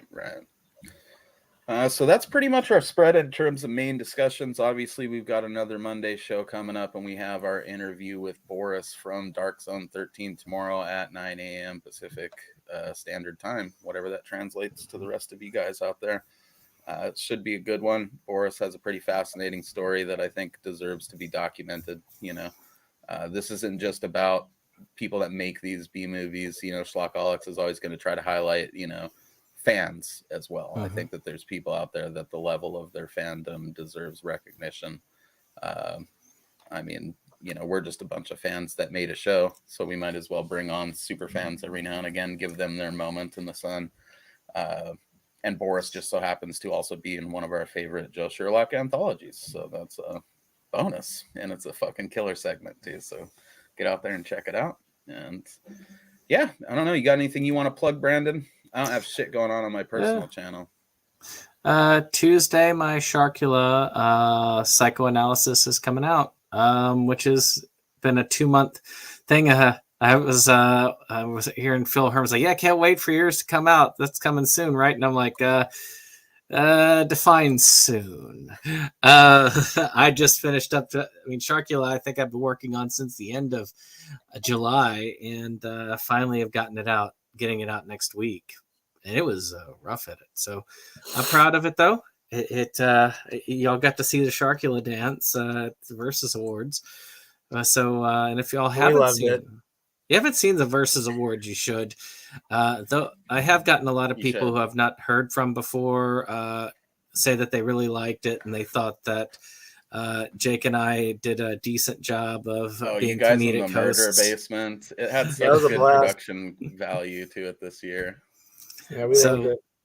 It's fun, and we're hoping to at least do one more Versus Awards to see if we can try and get it to catch on. So if any of y'all are interested in that, you should try and join in, because if we can get people in on it, we'll keep doing it. If we can't, then it's a lot of effort for one or two people to carry. So definitely want to try. I feel you there, man. I do think at some point too we should try to launch that Weed Whacker Awards. You guys inspired that entire idea, because when they started the Versus Awards a couple of years ago, I immediately thought, like, that's a rad idea, and then it, of course, being the type of dude that I am, I thought, like, why isn't there something like that for indie horror, like low budget fucking horror and stuff? Because Fangoria has the Chainsaw Awards, but they routinely just stroke off like everything that's available, all the streaming original stuff and like big budget shit. You're lucky. Full Moon is basically the lowest budget stuff that they acknowledge at the Chainsaw Awards, most of it. Yeah. So it bothers me, but the Weed Whacker Awards just makes so much more sense, where it's like everything submitted has to be stuff that's not a streaming original for any of those large brands and under a certain budget, which you can basically guarantee by just setting it at what anybody thinks. What any fucking normal horror fan thinks is a low budget is probably not a low budget, not for the shit we're talking about. And the Versus Awards does at least pay attention to schlock. We have a low budget category, but we also have had films that were low budget exit out of that category. Matter of fact, a low budget schlock piece won Best Director last year. Yeah, Evan Jacobs. Evan Jacobs. And then we had what was it? And we had a Full Moon piece make it into the Best Picture nominations, Miskatonic You. Which so quality stuff. We really want to get people in who see a lot of movies, who see a variety. So we're hoping to get more people to nominate. Oh yeah, and don't stop at this year. Go watch last year's too, over at Septum Sin versus the World. Me and Cody are both in the latest one, presenting several awards as well. So and Mo was presenting in the first one too. So I was around back then. Good times. I think this year you guys were having fun with it, like a lot of fun. Not that you weren't the first year, but it's just the murder basement thing made me laugh so fucking hard the whole time. There's like an Easter basket hanging from the rafters. And we had that's actually my grandfather's old workshop that he had combined with the laundry room, and I think it looks great as far as the set for murder basements. It plays very well. It really does. As a matter of fact, it's just down the hall over there. You can see it's down the hall. It's like a Bad Ben shot you have going on right there with your camera. Which we've got to cover on this channel too one day. But and we'll be and you should stay tuned to my channel, because we'll be going live shortly with our discussion of Bad Ben Benign. Benign, yeah. Playing words there, because it is the 9th one. So look forward to that. I think that about does it, guys. This has been another successful episode of Schlockaholics. I think, short of, I don't know what else we could do to really do these movies justice. Just get out there and check them out. Easily available. Check out all the Camp Motion Pictures stuff. The whole retro 80s line is full of good shit that you need to see. You got Cannibal Campout, Killing Spree, Ghoul School, all types of good stuff. Wood Chipper Massacre is not good, but you should see it as well. There's just Beauty Queen Butcher, all types of good shit. I've been Mosley. You've been a bunch of sexy beasts. And we will see you back here next time.